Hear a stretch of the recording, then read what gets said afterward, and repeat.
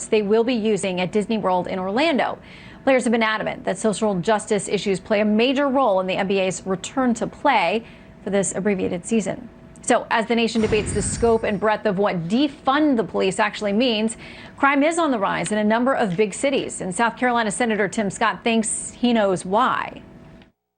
There's a reason why murder is up 79% over the numbers last year, 64% shooting increase over the numbers last year, just in New York City. When you start demonizing and stereotyping all law enforcement as evil and bad, you start putting targets on their backs, you start seeing them withdraw from some areas, and that creates a powder keg that's not good for the nation.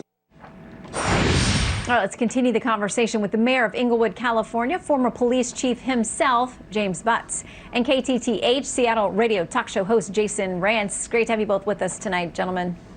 Hello. Good to be here, Shannon.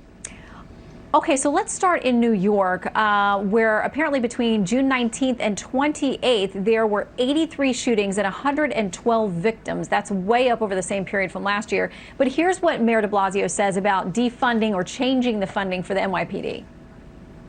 What I can tell you is we have found a plan that will keep the city safe, will achieve the $1 billion in savings, will allow us to redistribute money to youth programs and to communities that need it most. Everything was with an eye to safety. So we will be able to ensure the patrol strength we need. All right, Mayor, he says they can slash $1 billion and keep New York safe. What do you think?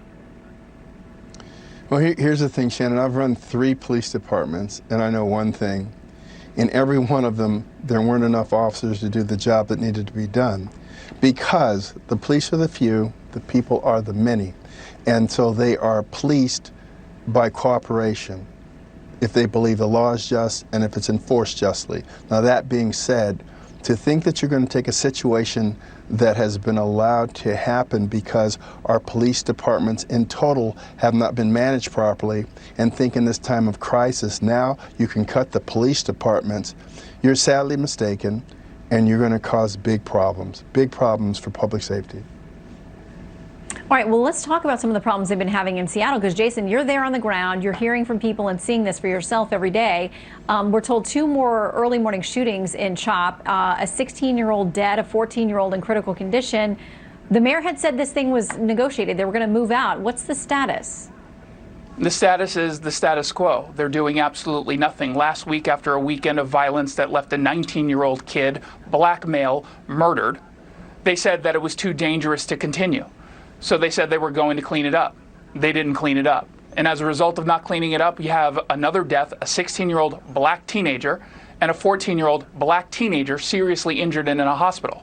This is exactly the result of when you have no policing. We have the argument about defunding the police, but also the abolition of police when you listen to some of the fringe folks on the left. Well, CHOP in Seattle has an abolition of police, and it has an incredibly alarmingly high death rate and gun violence rate. So it's clearly not working. Well, okay, Kashama Sawant, who is a Seattle City Council person there, I want to read you this really quick and let you react, Mayor. She is a self-avowed socialist. She says, while we await details of this tragic killing, it highlights capitalism's brutality and endemic violence. Our movement rejects insinuations and falsehoods perpetuated by corporate and conservative media that this violence is outcome of CHOP or of our movement. Mayor, what do you say? Okay, first of all, whenever you do if-then, if this hadn't happened, then that wouldn't have happened, you're on a slippery slope. Now, that being said, it's absolutely ridiculous and irresponsible for people that are put in charge of cities, mayors, council people, chiefs of police, to abdicate their responsibility to maintain a semblance of order and to provide for public safety. And so any of this other stuff is just rhetoric. Right now, more than ever, you need people in leadership positions to step up and do their jobs. Otherwise, they should resign their positions and let someone who has the courage to bring us through this difficult time take charge.